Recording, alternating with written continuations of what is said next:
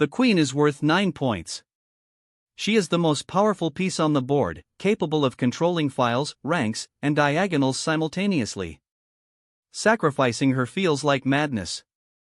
Yet the greatest players in history, Morphy, Tal, Nezhmetdinov, Kasparov, and Shirov, have all deliberately given up their queen to achieve something even more valuable: checkmate, a decisive material advantage through deflection, or a position so dominant that the opponent is strangled despite having the most powerful piece. Today we study the queen sacrifice, the most spectacular weapon in the tactical arsenal, and equally important, we learn when not to sacrifice the queen. Paul Morphy, the greatest natural talent in chess history, demonstrated the queen's sacrifice for checkmate more elegantly than anyone before or since. The principle is straightforward: if you can force checkmate in a finite number of moves, the material you sacrifice is irrelevant. In this position, inspired by Morphy's attacking patterns, the key elements are in place. Black's king is stuck in the center, the f8 bishop is undeveloped, and the kingside is undeveloped. White has a rook on d1 and a bishop on g5 providing pressure.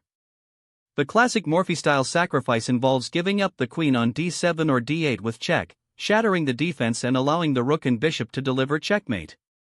Morphy saw the board not as pieces with point values but as forces with geometric reach. A queen is worth 9 points, but checkmate is worth the game. When your opponent's king is exposed, when their defensive pieces are misplaced, when you have pieces converging on the king from multiple angles, the queen's sacrifice for mate becomes not just possible but inevitable. The key calculation is simple: after I sacrifice my queen, can my opponent survive? If the answer is no, regardless of how they respond, the sacrifice is correct. Morphy calculated with absolute precision, and his queen's sacrifices were never hopeful. They were certain. Rashid Nezhmetdinov never became a world champion candidate, but he was the most feared attacker of his era. Even Mikhail Tal, the magician from Riga, lost to Nezhmetdinov's combinations. Nezhmetdinov's queen sacrifices were unique because they often did not lead to immediate checkmate. Instead, they created positions of such total domination that the opponent, despite having a queen, could do nothing. In this type of position, Black has just played the queen to e4, a seemingly strong centralization. But this queen can become a target. Consider positions where Nezhmetdinov would sacrifice. He would give up his queen not for an immediate checkmate but for a devastating attack where 2 rooks and a bishop coordinate against the exposed king. His famous game against Chernikov in 1962 is perhaps the most beautiful queen sacrifice ever played. Nezhmetdinov sacrificed his queen on e7, allowing a spectacular combination where his remaining pieces created an inescapable mating net. The position after the queen sacrifice looked bizarre. Nezhmetdinov had only rooks and minor pieces against a queen. But his pieces were perfectly coordinated, and the opposing queen had no targets to attack. The lesson from Nezhmetdinov is that the queen sacrifice does not always need to lead to checkmate. Sometimes it leads to a position where your 3 pieces are worth more than the opponent's queen because your pieces work together and their queen works alone. Not all queen sacrifices are romantic attacks against the king. Some are cold, clinical, and devastating in a different way. You sacrifice the queen to win back material that leaves you ahead. The mechanism usually involves a deflection or fork that recovers more than the queen's value. In this position, White has a hidden tactical resource. The bishop on g5 and the knight on c3 coordinate with the queen in rooks. White can consider nd5. If Black takes with qxd5, the queen has been decoyed to a square where White can execute a devastating fork or win material through a combination. The point is that capturing the knight exposes the Black queen to a trap or allows White to win the exchange plus a piece, which compensates for the material invested. This type of queen sacrifice is less spectacular than a mating attack, but it is far more common in practical play. Strong players constantly look for positions where they can sacrifice the queen knowing they will recover it with interest. The calculation is material: I give 9 points, but I win back 10 or 11. A queen for 2 rooks is a common version. 2 rooks are worth 10 points and usually outperform a lone queen in the middle game. When you see a chance to sacrifice your queen and win 2 rooks plus a piece, or a rook plus 2 minor pieces with a continuing attack, the sacrifice is usually sound. For every brilliant queen sacrifice in chess history, there are 100 premature, unsound queen sacrifices that lost on the spot. The romantic image of the queen sacrifice can seduce you into giving up your strongest piece when the prerequisites are not met. Here is a position from a typical French defense. White might be tempted to sacrifice with bxh7 check followed by ing5, aiming for a mating attack.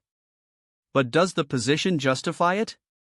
Black's king has escaped squares. The knight on f6 guards h7 and can reposition to g8 or e8. Black's queen can return to the kingside for defense. Most critically, black has counterplay in the center with c4 or dxc4, attacking white's structure while white's pieces are committed to the kingside. Here is the checklist for not sacrificing the queen. First, does the opponent have multiple defensive resources? If there are 3 or more ways to defend, the sacrifice is probably unsound. Second, does the opponent have counterplay that is faster than your attack? If their central breakthrough arrives before your checkmate, you lose. Third, can the opponent return material to defuse the attack? A strong defender will give back a piece to eliminate your attack and emerge with a winning material advantage. Fourth, is your combination forcing? If there is a single non-forcing move in the sequence, the opponent might find a defensive resource you missed. Check all 4. If any answer gives you doubt, keep your queen. Alexei Shirov, known as Fire on Board, expanded the concept of the queen sacrifice into purely positional territory. While Morphy and Tal sacrificed queens for checkmate, and Nezhmetdinov sacrificed for domination, Shirov showed that you could sacrifice the queen and win through positional strangulation. In his famous game against Topalov in 1998, Shirov played one of the most stunning moves in chess history, a bishop sacrifice that led to a position where his minor pieces completely dominated. His approach to queen sacrifices follows the same philosophy. In positions like this one, where both sides are maneuvering in a closed position, Shirov would consider giving up the queen for a rook, knight, and a devastating positional bind. The queen goes, but the remaining pieces create a fortress of control. Every square in the opponent's camp is covered. The opponent's queen, powerful as she is, has no targets, no entry points, no weaknesses to exploit. Meanwhile, the 3 pieces work in concert, each one covering the other's weaknesses, creating a web of control that is practically unbreakable.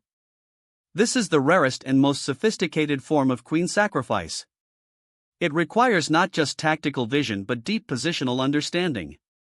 You must see not just the next 5 moves but the next 20, understanding that the resulting position is a slow, inevitable victory despite the material imbalance. The queen sacrifice is chess at its most dramatic, but it must be grounded in calculation, not romance. Sacrifice for forced checkmate when the mating net is airtight. Sacrifice for material recovery when the deflection or fork wins back more than you gave. Consider positional queen sacrifices only when the resulting piece coordination creates an unbreakable stranglehold. And always check for refutations. The amateur sacrifices the queen in hopes. The master sacrifices the queen in knows. Study the games of Tal, Nezhmetdinov, and Shirov to build your intuition for when the moment is right. Next lesson, Defensive Tactics, where we learn how to save lost positions.